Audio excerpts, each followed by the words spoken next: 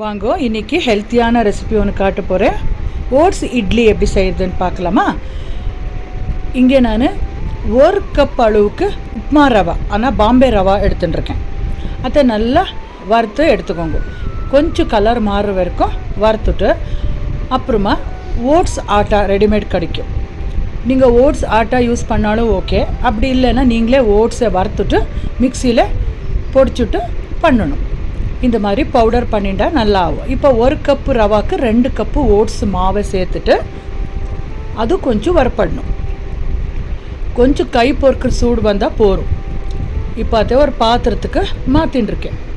ஏன்னா ரவை நல்லா வறுப்படணும். ஓட்ஸு ஒரு அளவுக்கு வறுத்தா போகும். இப்போ இதுக்கு வெஜிடபிள்ஸ் எல்லாம் சேர்க்க போகிறேன்.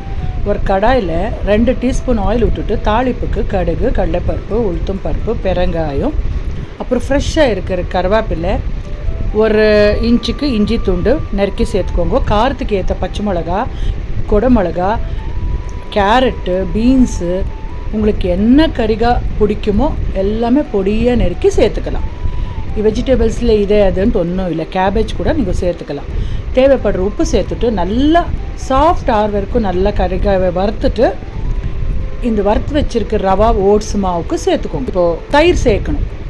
1 கப் அளவுக்கு கட்டி தயிர் சேர்த்துட்டு கொஞ்சம் தயிர் புளிப்பாக இருந்தால் நல்லா வரும். அப்புறமா அந்த பாத்திரத்தில் ஒட்டின்னு இருக்கிறதுக்கு தயிருக்கு கொஞ்சம் தண்ணி ஊற்றிட்டு சேர்த்துக்கோங்க.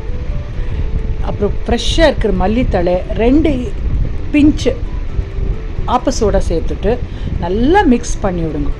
இது இன்ஸ்டன்ட் இட்லி ஆகிருக்கிறதுனால சோடா சேர்க்கணும். இல்லை நான் சோடா சேர்க்க விருப்பம் இல்லைன்னா நைட்டே இதை கலந்து வச்சுடுங்க. காலையில் புளிச்சுட்டு இட்லி வாக்கலாம். நான் இன்ஸ்டண்ட்டாக செஞ்சுட்டு இருக்கிறதுனால சோடா சேர்த்துருக்கேன்.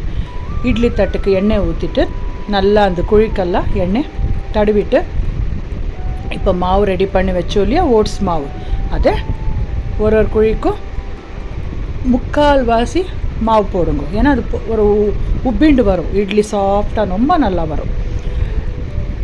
பாருங்க, 2 தட்டுக்கும் மாவை ஊற்றிட்டு இட்லி பாத்திரத்தில் வச்சு ஒரு 20 to 25 மினிட்ஸு வேக வச்சா போதும். சூப்பராக இட்லி வெந்து ரெடி ஆகிடும். செக் பண்ணுறதுக்கு ஒரு போர்க் வச்சுட்டு குத்தி பாருங்க, நல்லா ஒட்டாமல் வந்தாக்கா வெந்திருக்குன்னு அர்த்தம். இல்லைன்னா டைம் கணக்கு எடுத்துட்டாக்கா ஒரு 25 மினிட்ஸ் போதும்.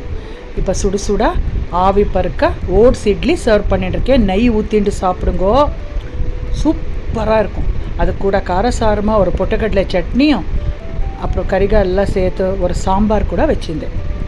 இட்லி, சாம்பார், சட்னி. நான் சாம்பார் ரெசிபி காட்டில, ஏன்னா பழைய வீடியோவில் நிறைய காட்டியிருக்கேன். வேணுன்றவா சாம்பார் எப்படி செய்யறதுன்ட்டு பார்த்துக்கோங்க. பொட்டுக்கடலை சட்னி கூட சர்வ் பண்ணுங்க, சூப்பராக இருக்கும். உங்கள் ஆற்றுல பண்ணிவிட்டு எப்படி வந்ததுன்னு சொல்லுங்கோ.